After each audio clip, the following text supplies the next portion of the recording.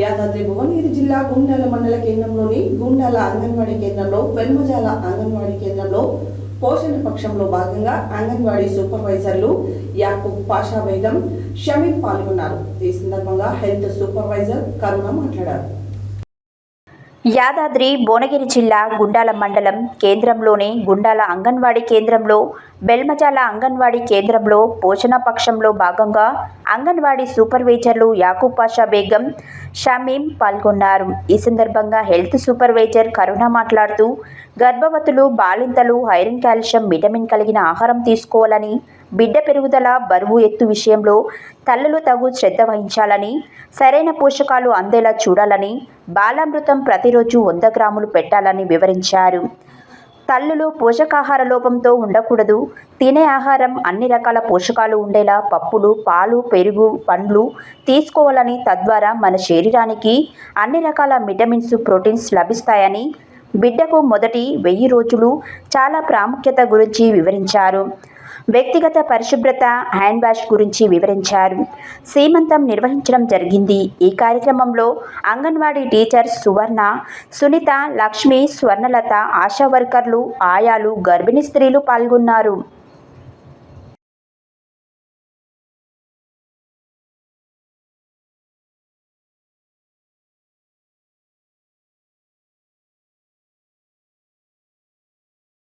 కూర ద్వారా తినొచ్చు, వేపుడు చేసుకోవచ్చు. బాలింతలకి దీని పూత కూడా పాలు వస్తాయి అన్నమాట. ఈ పూత ఫ్రై చేసుకొని తింటే పాలు పడతాయి. ఇది కూడా ఫ్రై చేసుకొని పల్లీలు వేసుకొని, పల్లీల పొడి, పుట్నాల పొడి వేసుకొని తింటే బాలింతలకు పాలు పడతాయి. మరి వేడి చేసే తత్వం ఉంటుంది కాబట్టి బాలింత కాలంలో మునగాకు తింటే చాలా మంచిది. సరేనా? అన్ని 365 రోగాలు, ఏ జబ్బుకైనా ఇది మంచి ఆయుర్వేదం లాంటి మందు అనమాట. ఇది మనం టాబ్లెట్లు వేసుకోకుండా దీన్ని రోజు తిన్నా కంటి చూపు కూడా మెరుగుపడుతుంది.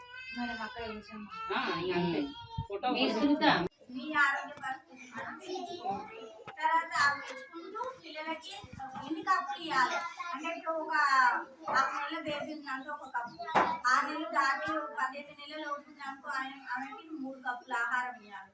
అట్లా పిల్లలకి ఏంటంటే క్వాంటిటీ పెంచుకుండాలి. కట్టు పెద్దగా అంటే ఒక బుక్క ఎక్కువ చేస్తూ ఉండాలి. అట్లా కప్పుల రూపంలో వాళ్ళకి పిల్లలకు అందియాలి. తర్వాత వాళ్ళు తింటున్నారా లేదా గమనించాలి. పిల్లలకు మనం చాలా మంది ఏం చేస్తారు, బయటకు వదిలేస్తారు. వాళ్ళు తింటున్నారా, తింటలేరా, ఉంచేస్తున్నారా, పడేస్తున్నారా ఏం చూడదు. వాళ్ళు ప్లేట్ వేసిస్తే వాడు తినుకుంటూ సగం తినేస్తాడు, సగం పడేస్తాడు.